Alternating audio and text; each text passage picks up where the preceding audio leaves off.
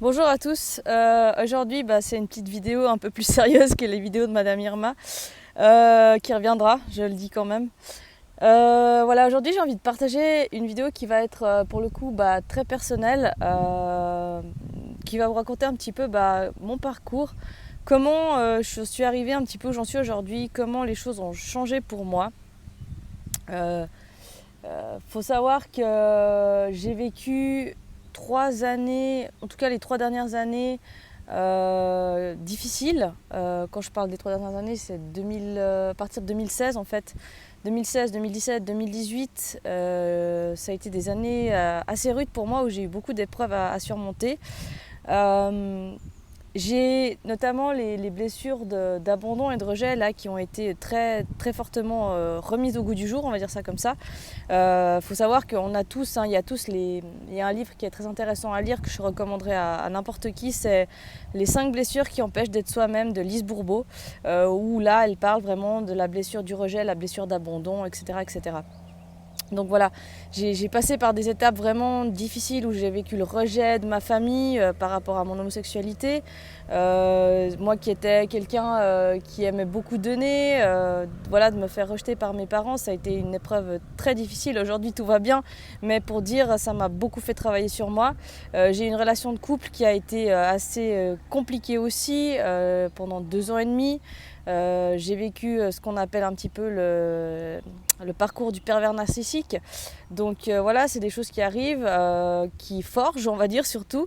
Le pervers narcissique, c'est une relation qui est très toxique parce qu'au final, on est manipulé par les émotions. Donc ça veut dire que la personne que vous avez en face, elle va consciemment ou inconsciemment au final, je ne sais pas, réussir à vous faire culpabiliser, vous faire rendre coupable de certaines choses.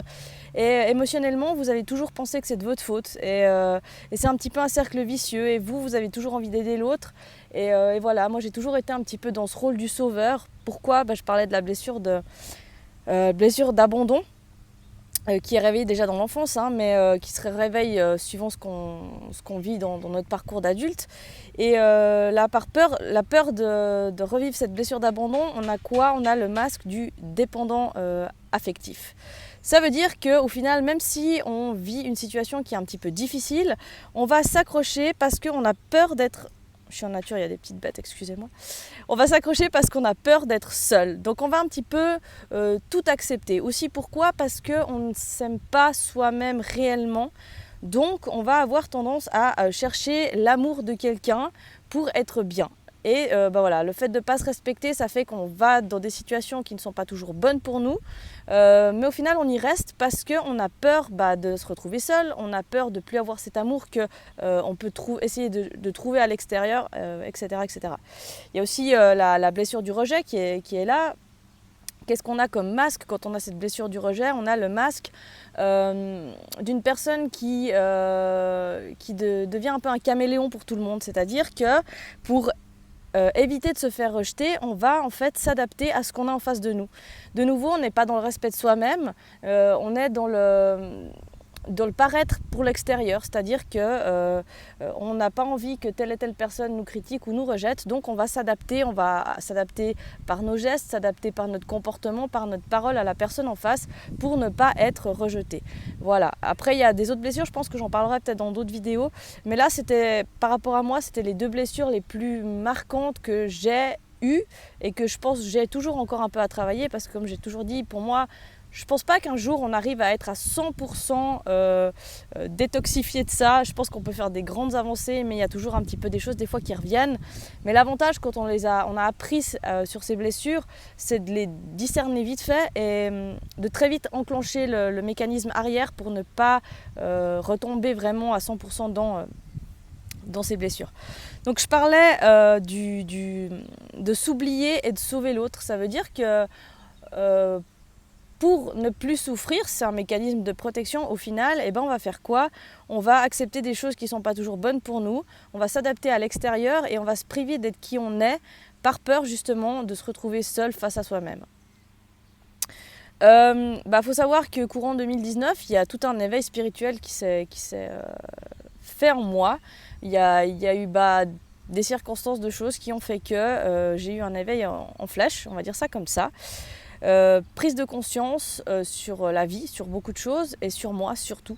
Ça a été le premier élément déclencheur, c'est la prise de conscience de qui moi j'étais en fait. Pourquoi j'avais peur d'être moi-même, pourquoi je devais accepter des choses autour de moi qui ne me rendaient pas heureuse.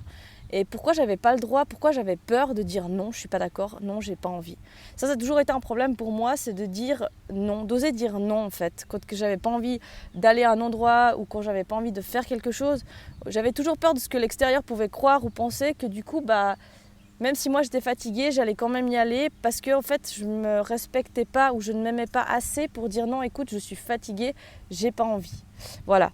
Et du coup, durant toute cette phase d'éveil, j'ai appris un petit peu à plus m'aimer, mais surtout à plus me comprendre, à plus me respecter. C'est-à-dire que maintenant, aujourd'hui, quand je me dis ce soir, je me réjouis de rentrer parce que je suis claquée, j'ai envie de me poser tranquille devant la télé, et puis tout d'un coup, on me propose de faire quelque chose le soir, je me respecte en me disant non, je suis fatiguée, j'ai besoin de me reposer la prochaine fois. Et pensez bien que les gens autour de vous, ils comprendront. Si c'est des personnes qui vont vous faire culpabiliser en vous disant ouais mais tu peux pas venir, nous on compte sur toi ou des choses comme ça, j'ai envie de dire c'est des gens qui vous respectent pas. Dans ce cas-là, est-ce que c'est des gens à qui vous devez prêter de l'attention? Je sais pas, après je dis pas qu'il faut être l'ennemi de tout le monde, mais comprenez bien que les gens qui vous aiment réellement, ils vont toujours comprendre, ils vont toujours dire ok, pas de souci, une prochaine fois. Voilà, c'est le respect, on a tous le droit d'être respectés comme on a le besoin de respecter les autres aussi. Donc voilà, j'ai appris un petit peu plus à m'accepter, un petit peu plus à me comprendre et je me suis posé des questions en fait, de me dire pourquoi moi j'ose pas être moi-même en fait. Qu'est-ce qui m'empêche d'être moi-même? Qu'est-ce qui m'empêche de faire rire? J'aime bien faire rire. Pourquoi j'ai peur? Pourquoi est-ce que je me cache derrière des habits ou derrière des comportements qui ne sont pas dignes de moi ou derrière plein de choses qui ne sont pas moi? Et puis c'est peut-être la question sur laquelle j'aimerais vous faire méditer entre guillemets dessus, c'est pourquoi vous n'osez pas être vous-même en fait? Parce que la société, elle inclut des cercles, elle inclut des caractéristiques de il faut être comme ci, il faut être comme ça, mais si on fait ça, on devient tous des moutons et on est tous dans le même moule. Et au final, la Terre, elle évolue pas, j'ai envie de dire.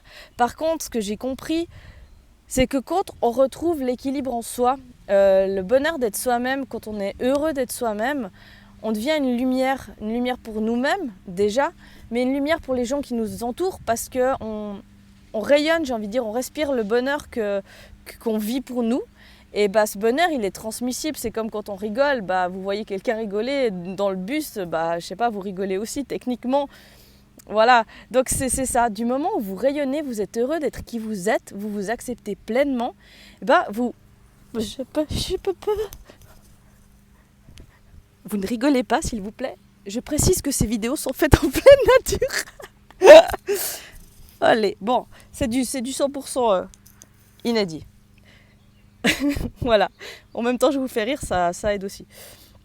Donc je disais, à part cette interruption de l'abeille ou de je sais pas qu'est-ce que c'était comme bête, que voilà, du moment où vous rayonnez, vous êtes complet avec vous-même et que vous êtes heureux, ça se répand autour de vous en fait, mais même inconsciemment, on sait même pas que vous le faites exprès.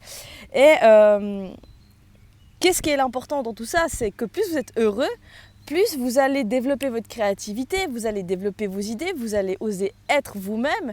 Et du coup, être vous-même, ça va apporter une contribution à ce monde en fait. Et si tout le monde, imaginez, si tout le monde osait être soi-même, tout le monde osait être heureux et tout le monde osait développer sa créativité, les choses qu'il aime faire et tout, qui s'acceptait comme il était, avec ses kilos en plus ou avec ses kilos en moins ou avec son gros nez ou avec je ne sais pas quoi, et qui s'en foutait mais qu'il était juste heureux d'être qui il est, mais le monde il irait tellement mieux et il y aurait de plus en plus de gens qui seraient heureux d'être qui ils sont et qui rayonneraient et ce plus ça fait un peu cet effet boule de neige, il y a plus et tout le monde arrive à des stades de bonheur en fait, j'ai envie de dire. Donc voilà, pour résumer très très court mon petit parcours, c'est un petit peu ça. Et voilà, moi j'ai développé cette page, le guide Indigo, j'ai par échelon, commencer des choses, j'ai tenté des trucs. De toute façon, c'est ça la vie, c'est tenter, c'est des expériences. J'ai essayé ça, je me suis dit est-ce que ça fonctionne? Je me suis rendu compte qu'en fait non, j'aimais pas trop. Allez, ok, c'est pas grave, j'essaye autre chose. Et puis là, ça fonctionne et je prends du plaisir, du coup je continue. Et il y a le retour des gens. Et plus on peut aider les gens, plus au final on est heureux parce que ce qu'on fait, déjà on le fait avec plaisir et en plus ça aide, ça donne que plus envie de le faire. Donc c'est rallumer cette flamme en nous pour allumer les flammes des gens autour de nous. Et ça, c'est le plus important, je trouve. Et je me dis que voilà, si cette vidéo, elle peut résonner dans la tête de certaines personnes, dans le cœur de certaines personnes, et qu'à leur tour, ça peut leur faire un déclic de se dire « Ok, je vais travailler sur moi ».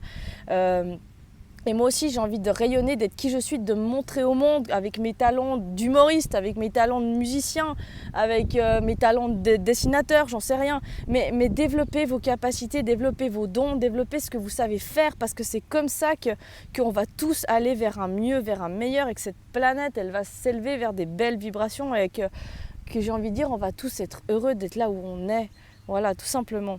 Voilà, je ne veux pas faire une vidéo qui dure trop longtemps, mais j'avais juste ce message à faire passer aujourd'hui, c'est d'oser être qui vous êtes, d'arrêter d'avoir peur de vous cacher derrière un masque, derrière une attitude de quelqu'un que vous n'êtes pas et d'accepter l'amour des gens autour de vous et d'accepter d'être qui vous êtes.